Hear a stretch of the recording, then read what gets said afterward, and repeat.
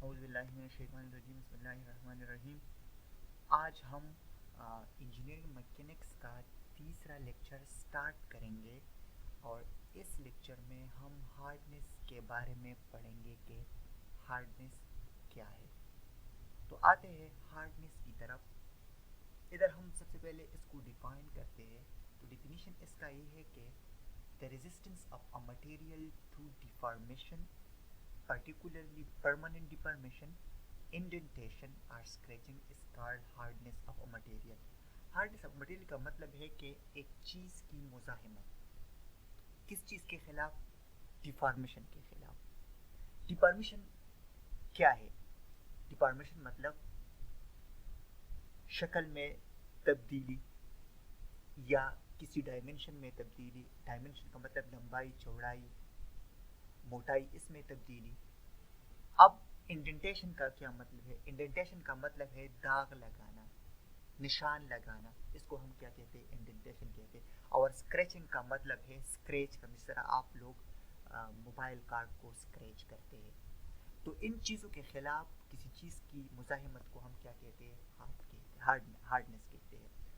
अब एक चीज़ की हार्डनेस कब ज़्यादा होगी?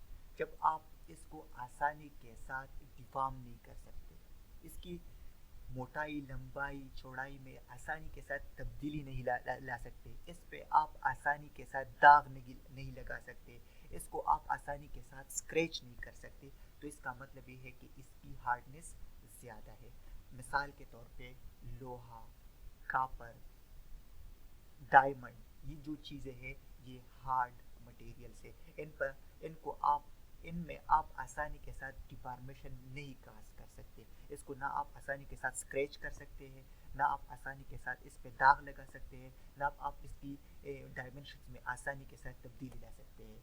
इसके बरअक्स अगर आप रबर को देखे, काटन को देखे, ऊल को देखे, तो इनमें तब्दीली लाना आसान है बनिस्बत आयरन, कापर और डायमंड के।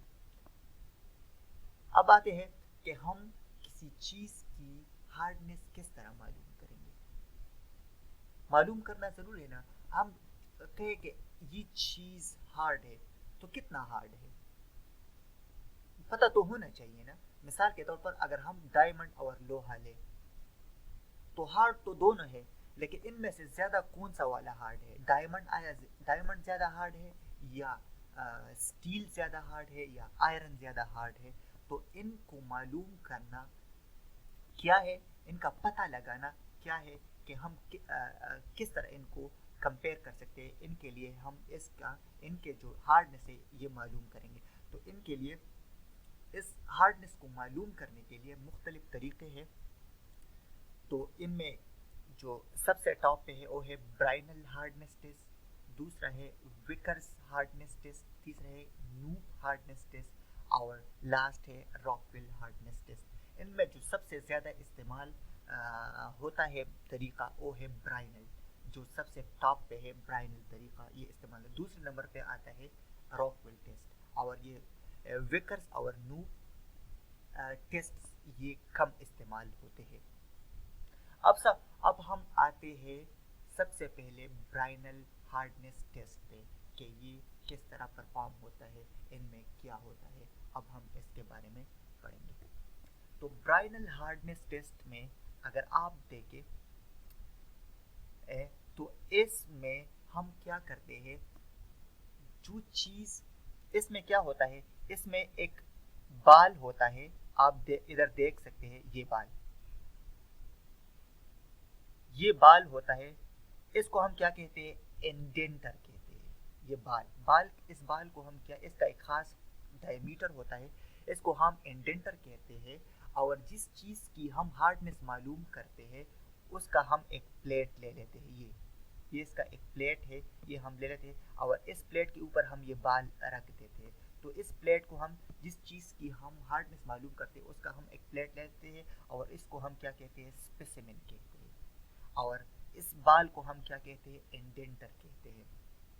और ये बाल हम उस चीज़ के ऊपर रख देते हैं और फिर इसके ऊपर लोड लगा लेते हैं। तो इस लोड की वजह से ये इंडेंटर इस चीज़ में निशान काज कर देता है। जो स्पेसिमेन है उसमें निशान कास्ट करता है। और ये जो कैपिटल डी होता है ये इस बाल का डायमीटर होता है, और ये जो स्मॉल डी होता है, तो आप जानते अगर हम इस बाल पर लोड लगाएं तो ये बाल इस चीज में अंदर घुस जाएगा और एक गोल सी ओ कास्ट कर लेगा, निशान कास्ट कर लेगा। तो उस गोल निशान की जो डायमीटर होगी वो स्मॉल डी होगी। ठीक है, हम क्या करते हैं, इधर आप इस मशीन में देख सकते हैं, हम ये जिस चीज़ की हम क्या मालूम करते हैं, हार्डनेस मालूम करते हैं, वो हम इधर रख देते हैं। जिस तरह आपको ये ब्लू नज़र आता है, ये प्लेट है, हम इधर रख देते हैं। इसके ऊपर हम फिर क्या कर देते हैं, हम इसके ऊपर ये बाल रख देते हैं और फिर हम ऊपर से इस पर लोड अप्लाई करते हैं और इस बाल को अंदर इस चीज़ में घुस देते हैं। ठीक है, तो ये हम आगे पढ़ेंगे। आप इधर आप देख सकते हैं कि इन दिस टेस्ट, इस टेस्ट में अ हार्डन स्टील बाल, एक सख्त स्टील का बाल इस्तेमाल होता है। ये बाल किस चीज़ का बना होता है, स्टील का बना होता है। और इसका जो डायमीटर होता है, जो आप लोगों ने देख लिया, ये कैपिटल डी, ये कितना होता है, ये 2.5 mm भी हो सकता है, 5 mm भी हो सकता है और 10 mm भी हो सकता है। ये तीनों, इसमें इनमें से तीनों हो सकते हैं, 2.5 भी, 5 भी और 10 mm भी। अब आते हैं डायमीटर का, तो हो गया 2.5 mm, 5 mm, 10 mm, ये 3 किस्म के बाल हो सकते हैं। अब आते हैं इस पे हम कितना लोड लगाए, कोई वैल्यू तो होनी चाहिए कि हम कितना लोड लगाए। तो जो लोडिंग फोर्स है उसके लिए जो रेंज है वो है 300 न्यूटन से लेके 30,000 न्यूटन तक। 300 न्यूटन से लेके 30,000 न्यूटन तक हम इस पे लोड लगा सकते हैं। अब ये 300 न्यूटन हम कब लगाएंगे, जब हम लीड एलॉयज टेस्ट करेंगे। ये अगर ये जो स्पेसिमेन है, ये जो नीचे रखा गया, अगर ये चीज लीड एलॉयज का बना हो तो फिर हम इस पे जो लोड लगाएंगे वो होगा 300 न्यूटन। अगर ये जो नीचे ये जो स्पेसिमेन है जिसकी हम हार्डनेस मालूम करना चाहते हैं वो एल्यूमिनियम एलॉयज का बना हो तो फिर हम इस पे 5000 न्यूटन लोड अप्लाई करेंगे इधर इस बाल पे। अगर ये नीचे ये चीज कॉपर एलॉयज का बना हो तो फिर इस पे हम ये जो लोड लगाएंगे 10,000 न्यूटन लगाएंगे। अगर ये नीचे ये जो चीज स्टील का बना हो, स्टील का, तो फिर हम इस पे 30,000 न्यूटन का वो लोड अप्लाई करेंगे। ठीक है, तो मुख्तलिफ, अगर ये स्पेसिमेन मुख्तलिफ एलॉयज से बना हो तो फिर हम इस पे मुख्तलिफ लोड्स अप्लाई करेंगे। और ये बाल जो बना होता है, ये तो आप लोगों ने देखा है कि ये हार्डन स्टील का बना होता है। इस बाल को हम क्या कहते हैं, इंडेंटर कहते हैं, इंडेंटर। और इसको हम क्या कहते हैं, स्पेसिमेन कहते हैं। अब हम ये स्पेसिमेन कितना ले, ये स्पेसिमेन जो है इसकी हम मोटाई कितना ले, ये जो प्लेट हम लेते हैं इस चीज का जिसकी हम हार्डनेस मालूम करें तो हम कितना मोटा ले। तो आप इधर देख सकते हैं कि अगर ये जो स्पेसिमेन हो, इधर ये बाल इस चीज में जितना घुसता है तो इसकी ये जो डेप्थ हो, घुसने की जो डेप्थ हो, उसको हम क्या कहते हैं, इसको हम इंडेंटेशन डेप्थ कहते हैं।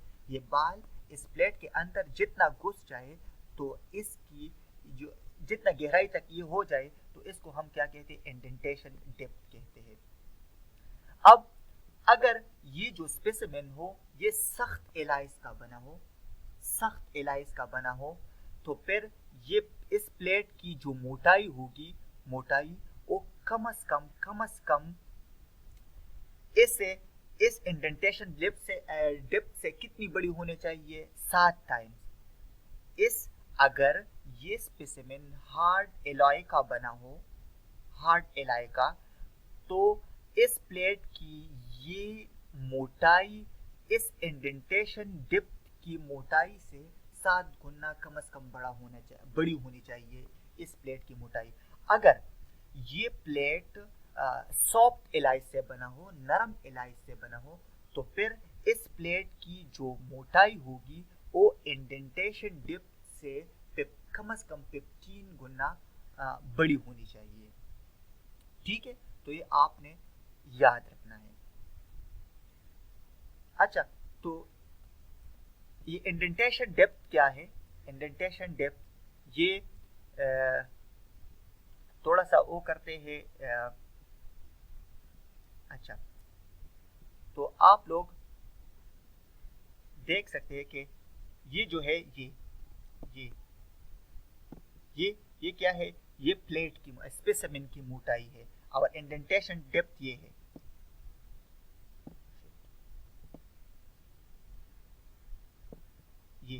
ये इंडेंटेशन डेप्थ है, ये स्मॉल, जितने तक ये बाल अंदर घुस गया है जितने तक, ये आपका क्या है?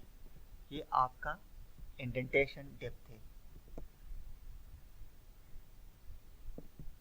ये आपको जो ब्लू नजर आता है ये इंडेंटेशन डेप्थ है। तो अगर ये स्पेसिमेन हार्ड एलाई से बना हो तो फिर ये मोटाई, स्पेसिमेन की मोटाई इस इंडेंटेशन डेप्थ से, जो आपको स्मॉल डेप्थ नजर आता है, इससे 7 गुना बड़ी होनी चाहिए ये मोटाई प्लेट की।